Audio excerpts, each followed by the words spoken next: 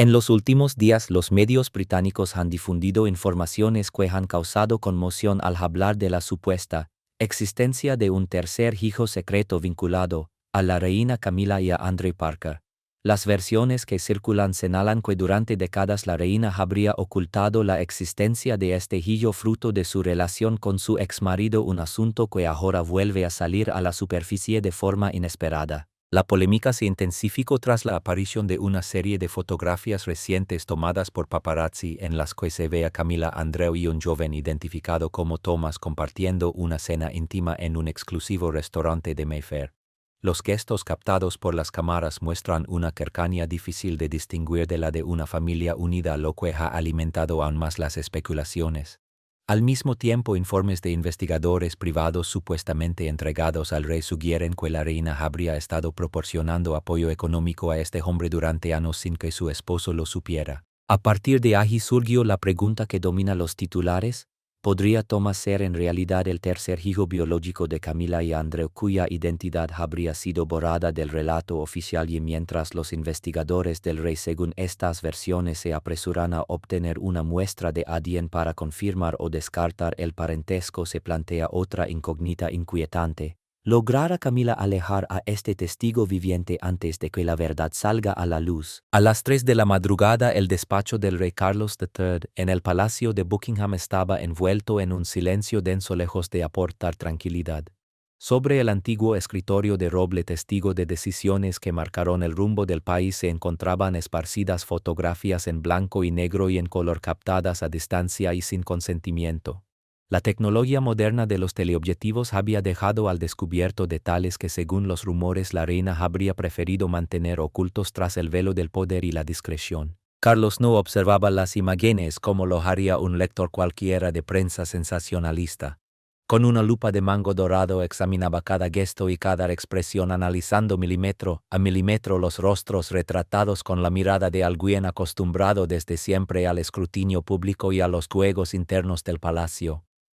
Las fotos habían sido tomadas en un rincón apartado de un restaurante conocido por su hermetismo, un lugar apodado por la élite londinense como una auténtica fortaleza de la privacidad donde el silencio se considera sagrado. Sin embargo, en esta ocasión ese muro había sido atravesado quizá por un cazador profesional o tal vez por alguien decidido a enviar un mensaje directo al trono. En una de las imágenes, Camila aparece sentada frente a Andrew Parker y a su lado se distingue claramente a Thomas. Lo que heló la sangre del rey y le provocó un nudo en el estómago no fue simplemente el encuentro entre su esposa y su exmarido. En los círculos aristocráticos británicos, mantener relaciones cordiales con exparejas no es algo inusual. De hecho, Andrew es padrino de una de las sobrinas de Carlos. Lo que realmente lo perturbó fue el lenguaje corporal, ese idioma silencioso que rara vez engana y que según muchos revela verdades que las palabras se esfuerzan en ocultar. La Camila que aparecía en la fotografía no tenía el porte de una reina cumpliendo un compromiso social ni el de una mujer reencontrándose cordialmente con viejos conocidos. Su postura era distinta, más íntima. Se inclinaba hacia Thomas con la mano apoyada sobre la de él, los dedos quebrándose suavemente en un gesto que mezclaba protección y posesión. En su mirada fija en el joven se percibía una combinación inquietante de cálculo y afecto ilimitado, una expresión que Carlos reconoció de inmediato pero que jamás había visto dirigida con tanta intensidad hacia él. Era la mirada de una madre que intenta compensar, que busca resguardar a su hijo de un mundo hostil. Carlos dejó la lupa sobre el escritorio y se recostó en la silla, sintiendo como un amargo nudo de humillación le subía por la garganta. En esa imagen no vio simplemente una traición sentimental, sino algo mucho más doloroso: una familia completa. Andrew rodeaba a Thomas con el brazo, exhibiendo un orgullo evidente, mientras Camila contemplaba a ambos hombres con una confianza absoluta. Era la estampa de un hogar secreto del que el rey quedaba excluido, reducido a un espectador innecesario, a una figura que aportaba estatus y poder pero que no formaba parte de ese vínculo esencial. En la mente de Carlos solo tomó forma una hipótesis, la más lógica y al mismo tiempo la que más hería su orgullo: Thomas era el hijo oculto de Camila y Andrew. Tal vez había nacido en los años turbulentos de su matrimonio, cuando ambos mantuvieron relaciones extramatrimoniales y optaron por ocultar al niño para proteger el apellido Parker. O quizá legó al mundo durante su separación antes del divorcio definitivo y prefirieron evitar complicaciones legales. Fuera cual fuera la razón, aquella cercanía no podía fingirse.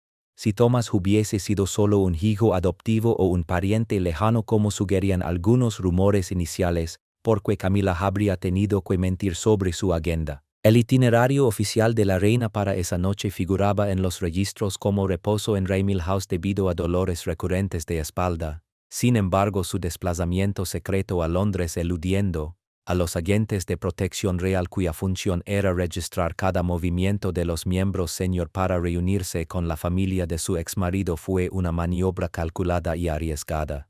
Utilizó un vehículo privado sin distintivos oficiales y accedió por una entrada de servicio destinada al personal. Esa falsedad en su agenda fue la chispa que encendió las sospechas del rey. Carlos sintió que no estaba siendo engañado por una aventura presente sino por un secreto del pasado que Camila y Andrew habían conspirado para ocultarle durante años. En su percepción lo habían obligado a proteger, respaldar y compartir el poder con una mujer que en silencio seguía cultivando su verdadera familia. Ese pensamiento le carcomió el alma transformando la tristeza en una furia fría y contenida. En lugar de activar los protocolos internos habituales donde Camila como reina contaba con suficientes oídos y autoridad para anticiparse o interferir en cualquier investigación, Carlos optó por una vía distinta. Comprendió que involucrar al MI5 o a la policía londinense implicaría filtraciones inevitables hacia la prensa o incluso hacia la propia Camila, perdiendo así el factor sorpresa. Necesitaba una herramienta afilada que operara en la sombra, una fuerza discreta y silenciosa leal únicamente al rey y no a la reina. Carlos abrió un cajón protegido por un sistema biométrico y extrajo un viejo teléfono satelital, un dispositivo reservado para situaciones extremas. Con él se puso en contacto con Blackwood, director de una unidad privada de inteligencia, especializada en los asuntos más delicados y encubiertos de la familia real, un grupo fantasma que no rendía cuentas ni al Parlamento ni a ninguna agencia gubernamental. Una hora más tarde, ya entrada la noche y con Londres sumida en la oscuridad, ambos se reunieron en el estudio. Carlos fue directo y gélido en sus instrucciones. No quería informes superficiales sobre el trabajo actual de Thomas o su domicilio, datos que cualquier tabloide podía obtener. Lo que exigía era una inmersión profunda en el pasado 30 o incluso 40 años atrás. Quería saber exactamente dónde había estado Thomas durante los años en que Camila y Andrew aún eran marido y mujer, y ordenó reabrir y revisar todos los historiales médicos de Camila de principios de los años 80, documentos que él sospechaba habían sido celados, manipulados o directamente eliminados de forma deliberada. Aquella investigación no buscaba solo aclarar una relación personal, sino detectar si existía un tumor oculto que amenazara la integridad de la monarquía que acababa de asumir. Carlos tenía claro que si Thomas resultaba ser el tercer hijo oculto de Camila y Andrew, esa mentira constituiría una afrenta imperdonable a la corona. 3 días después, Blackwood regresó a Buckingham. No accedió por las puertas principales sino por la entrada destinada al suministro de alimentos, y fue conducido de inmediato a los aposentos privados del rey a través del sistema interno de ascensores.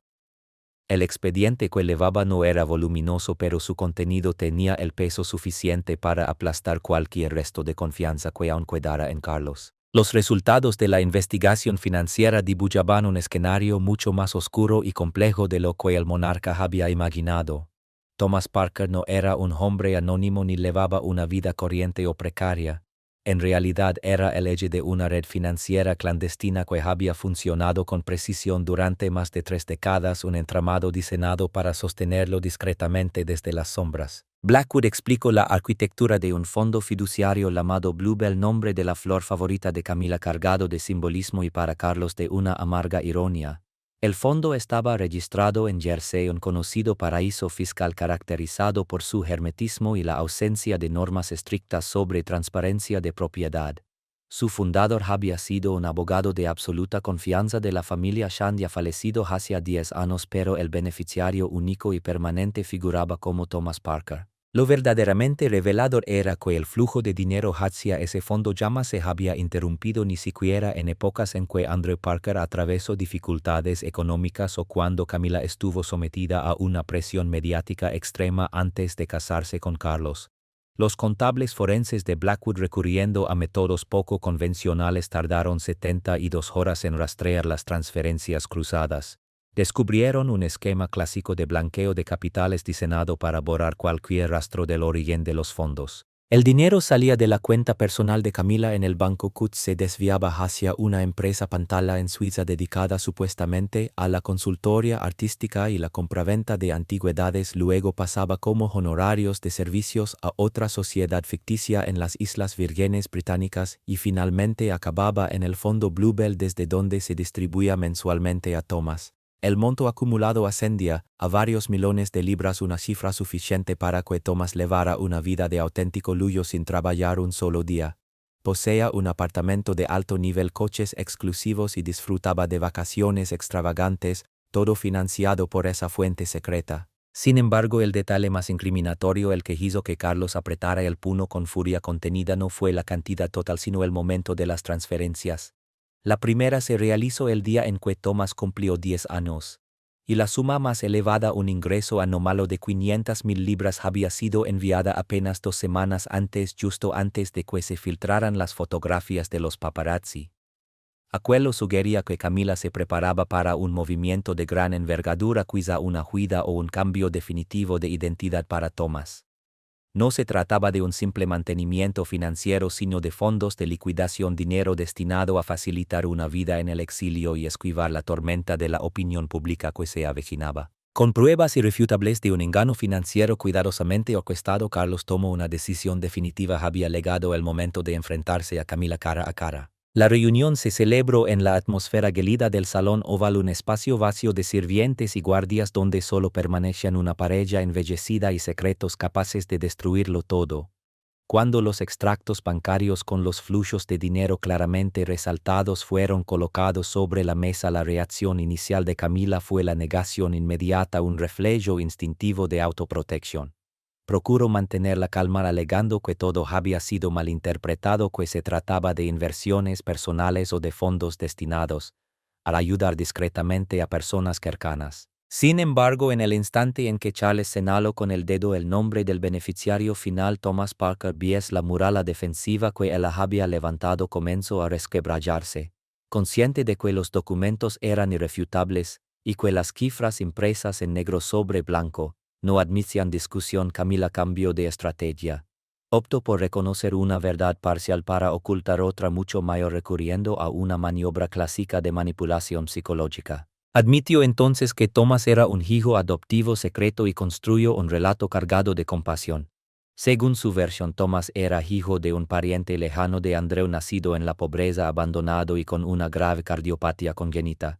Afirmó que, movida por la lástima y ante la incapacidad económica de Andrew tras el divorcio, él había intervenido en silencio para costear la quirugía, los tratamientos médicos y la educación del niño.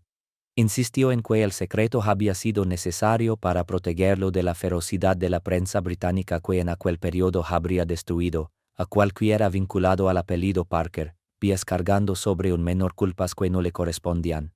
Todo sostuvo había sido un acto de amor maternal, el gesto de una madre adoptiva guiada por la conciencia humana. El razonamiento de Camila estaba cuidadosamente construido desde el punto de vista emocional. Tocaba una de las fibras más sensibles de Charles, su rechazo visceral a la intromisión mediática en la vida privada y su impulso constante de proteger a los más vulnerables.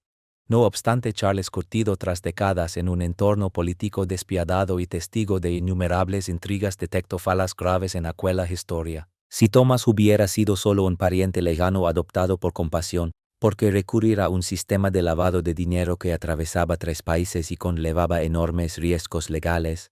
¿Por qué no apoyarlo de forma pública como tantas otras iniciativas benéficas que la familia real había utilizado para reforzar su imagen? La complejidad y opacidad de las transferencias no encajaban con un acto humanitario, más bien apuntaban al encubrimiento deliberado de una culpa. Charles no la confrontó de inmediato. Eligió el silencio y la observación, sembrando en ella una falsa sensación de seguridad para inducirla a cometer un nuevo error. Sabía bien que cuando alguien que miente se siente a salvo, inevitablemente termina equivocándose. En los días posteriores, ese silencio se convirtió en una forma de tortura psicológica para Camila. Ella comprendía que la historia de la adopción caritativa no bastaba para convencer a un hombre tan analítico y desconfiado como el rey. La frialdad de su mirada, la distancia durante las comidas compartidas y la ausencia de gestos afectuosos le confirmaban que él seguía investigando en silencio. Necesitaba un argumento más poderoso, algo profundamente personal, trágico y casi sagrado que legitimara la existencia de Thomas y explicara el vínculo extraño que los unía. Un motivo que hiciera sentir a Charles culpable si insistía en seguir escarbando. Así, durante una velada privada en Highgrove House, refugio habitual lejos de la presión del palacio, Camila decidió retomar la conversación. Se presentó sin maquillaje, con el rostro demacrado y los ojos hinchados como si hubiera llorado durante horas, una imagen inusual de vulnerabilidad. Le confesó entonces que la historia de la adopción era solo la superficie de algo mucho más doloroso. La verdad, dijo, había sido ocultada para no reabrir heridas antiguas. Relato que a comienzos de los años 80, cuando su matrimonio con Andrew Parker Pierce estaba al borde del colapso por escándalos de infidelidad mutua, ambos hicieron un último intento desesperado por salvar la relación. Decidieron tener un tercer hijo. Según su relato, ella quedó embarazada. Aquel embarazo había sido para ella el último destello de esperanza para salvar a la familia. Sin embargo, la tragedia se impuso. En el cuarto mes, tras un accidente mientras montaba a caballo en el campo, perdió al bebé. El dolor por esa pérdida, sumado al derrumbe definitivo del matrimonio, la empujó a una depresión profunda, tan oscura que llegó incluso a contemplar quitarse la vida. Fue en ese abismo emocional cuando conoció a Thomas en un orfanato administrado por la iglesia. El niño tenía una fecha de nacimiento que coincidía exactamente con el día en que habría nacido el hijo que ella había perdido. Sumida en el pánico psicológico y en un duelo extremo, ella y Andrew tomaron una decisión desesperada: acoger a Thomas utilizando contactos para manipular documentos, convencidos de que aquel niño representaba la reencarnación del alma que habían perdido.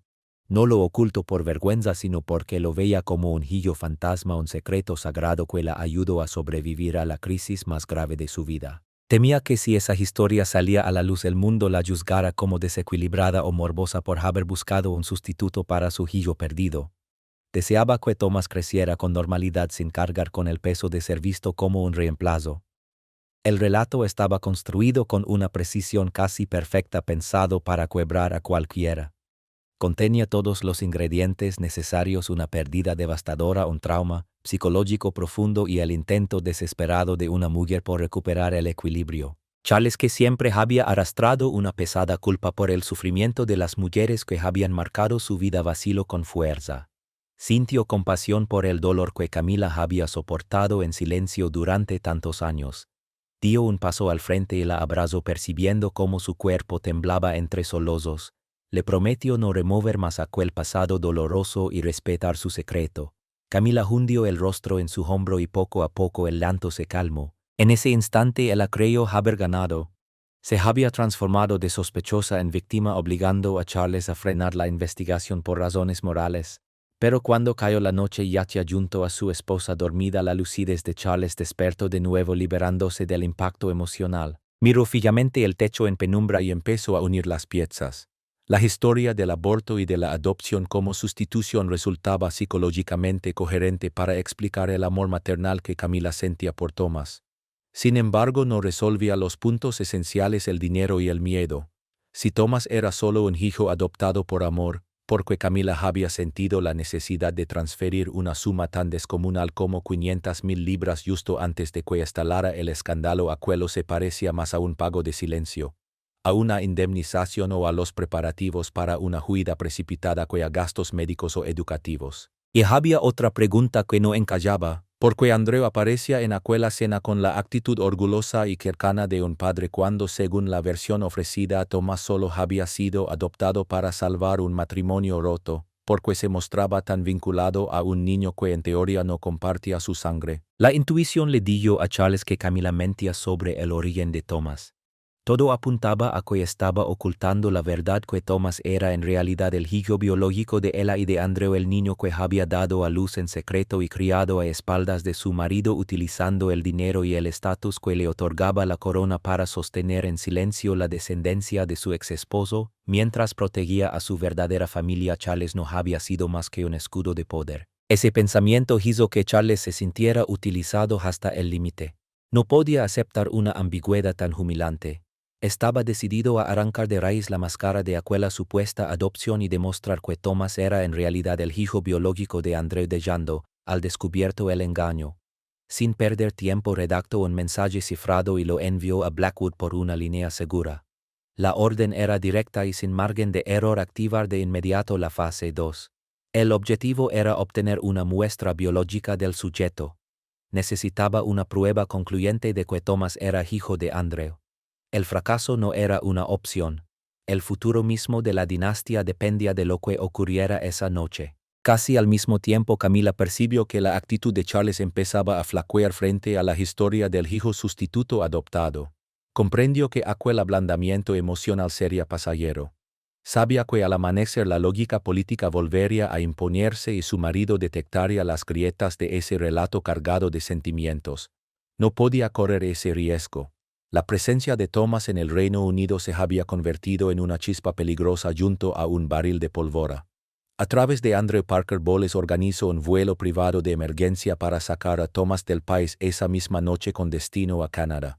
El motivo oficial era alejarlo del escrutinio mediático que empezaba a intensificarse, pero el verdadero objetivo era desaparecer la única prueba viva capaz de poner en jaque su posición. Gracias a una red de vigilancia extremadamente ajustada, Blackwood se enteró del plan apenas 2 horas antes del despegue. Thomas saldría desde la terminal VIP Windsor Suite del aeropuerto de Heathrow. Al recibir la información, Charles dio una orden fría y contundente: debían obtener una muestra de ADN antes de que subiera al avión. Si se marchaba sin dejar rastro, cualquier camino hacia la verdad quedaría celado para siempre. El equipo especial de Blackwood se movilizó de inmediato, pero se topó con un nivel de protección mucho más sólido de lo previsto. Camila no había escatimado recursos y había contratado a un equipo de seguridad privada de élite, antiguos miembros de fuerzas especiales con amplia experiencia en contrainteligencia dedicados exclusivamente a blindar ese traslado. En la sala VIP la tensión se podía cortar con un cuchillo. Thomas permanecía hundido en un sillón con un gorro calado hasta cubrirle el rostro, mientras Andreu se situaba al frente vigilando cada movimiento sin apartar la vista de la entrada. Alrededor los escoltas habían establecido un protocolo de zona limpia que hacía prácticamente imposible cualquier acercamiento. Un agente de Blackwood disfrazado de personal de servicio intentó aproximarse para retirar el vaso del que Thomas acababa de beber. Sin embargo, en el instante en que el vaso tocó la mesa, uno de los guardaespaldas de Camila intervino con rapidez quirúrgica, lo limpió con un pañuelo, lo introdujo en una bolsa celada que llevaba consigo y se lo llevó sin dejar nada atrás. Aquella reacción profesional y obsesivamente cuidadosa dejó claro que habían previsto el riesgo de una recolección biológica. El tiempo se agotaba y la vía de la comida o la bebida había fracasado. Blackwood se vio obligado a autorizar un plan mucho más arriesgado: provocar un contacto físico en la puerta de embarque. Una operativa femenina fingió una carrera apresurada como si fuera a chocar con Thomas con la esperanza de obtener algunos cabellos o células de la piel. Pero justo en el momento del intento, 2 guardaespaldas corpulentos reaccionaron con precisión. No la empujaron ni armaron escándalo. Simplemente formaron un muro humano que bloqueó cualquier contacto con Thomas. Andrew aprovechó la confusión mínima para conducir a Thomas directamente a través del acceso de seguridad hasta la pista, donde el jet privado ya tenía los motores en marcha. Desde la distancia, Blackwood observó con prismáticos cómo el joven subía la escalerilla del avión. La puerta se cerró de golpe, los motores rullieron y la aeronave se perdió en la noche londinense, llevándose consigo al hombre misterioso y todos los secretos de su linaje más allá de las fronteras británicas. La operación de obtención de ADN había fracasado por completo. No quedó ni un cabello, ni una huella, ni un rastro aprovechable. A la mañana siguiente, Blackwood regresó al Palacio de Buckingham para informar directamente al rey. No llevaba un dossier voluminoso ni resultados de laboratorio que cambiaran el curso de la historia. Solo traía consigo el peso aplastante del fracaso. Con voz baja y áspera reconoció la derrota: habían perdido la pista biológica. Todo había sido desinfectado con meticulosidad. Thomas Parker Bowles ya había aterrizado en Canadá y había sido trasladado a un lugar secreto. El sistema legal de ese país, sumado a la protección financiera que la reina había preparado con antelación, hacía prácticamente imposible volver a acceder a él sin provocar un escándalo diplomático de enormes proporciones. Charles permanecía inmóvil en su sillón con la mirada fija en el jardín gris que se extendía tras la ventana. No sentía ira, o quizá su enojo se había transformado en una desconfianza amarga y profunda. Había perdido esa partida de ajedrez jugada a toda velocidad. Camila se le había adelantado una vez más. Sobre el escritorio solo quedaban los informes financieros del fondo Bluebell y la fotografía de aquella cena en Mayfair. El rastro del dinero era innegable. La cercanía emocional captada en la imagen también lo era. Sin embargo, la pieza decisiva que confirmaría quién era realmente, Thomas había desaparecido para siempre. Charles volvió a repasar mentalmente su hipótesis. Si Thomas fuera únicamente un hijo adoptivo como Camila afirmaba, ¿por qué protegerlo con tanta obsesión eliminando cualquier resto de ADN con la precisión de un criminal profesional? ¿Por qué sacarlo del país a escondidas en plena madrugada rumbo a Canadá? Ese acto desesperado de ocultamiento era en sí mismo la respuesta más elocuente de que una verdad inquietante estaba siendo enterrada. La pregunta era ¿cuál? Se trataba del tercer hijo secreto de Camila y Andreu nacido en medio de un matrimonio caótico y ocultado para preservar el honor. ¿O existía una posibilidad aún más oscura, una que Charles ni siquiera se atrevía a formular? La ausencia de pruebas biológicas lo convertía todo en suposiciones.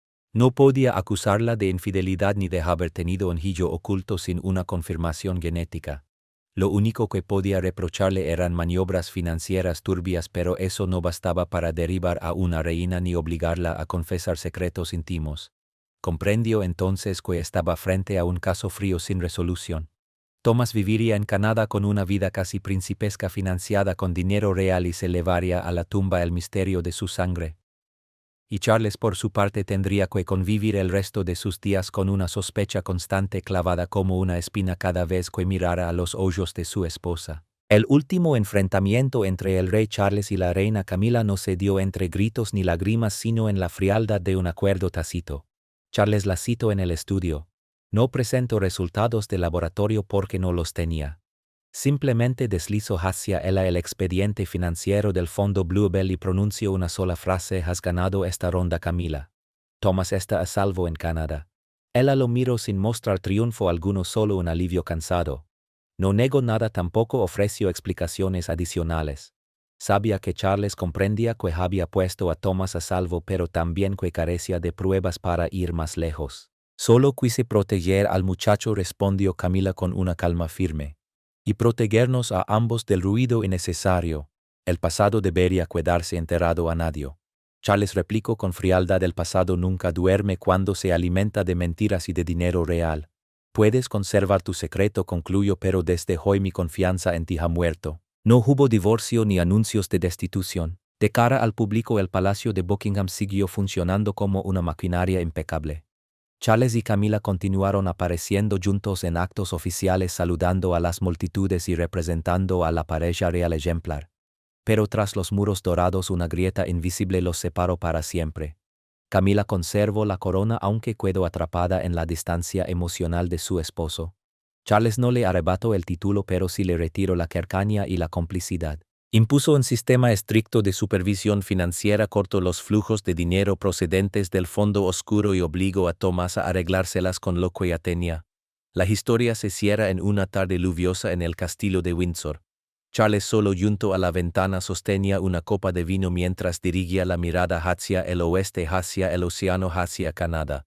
En algún punto de esa tierra lejana, un hombre llamado Thomas Parker Bowles iniciaba una nueva vida cargando con un secreto sobre su origen que quizá ni él mismo comprendía del todo. Es un hijo adoptado afortunado, el hijo rechazado de Andreu, o algo aún más perturbador. Él regiró lentamente el anillo en su dedo con la mirada perdida y atormentada. Jamás lo sabría con certeza.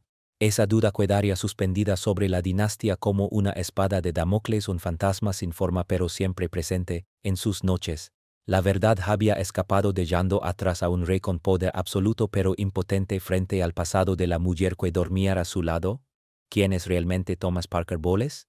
¿Es o no el tercer hijo secreto de la reina Camila y su exmarido Andreu? Comparte tu opinión en los comentarios. Recuerda dar me gusta, compartir y suscribirte para más contenidos. Y no olvides hacer clic en el siguiente video que aparece en pantalla. Te va a gustar, te va a gustar, te va a gustar, te va a gustar.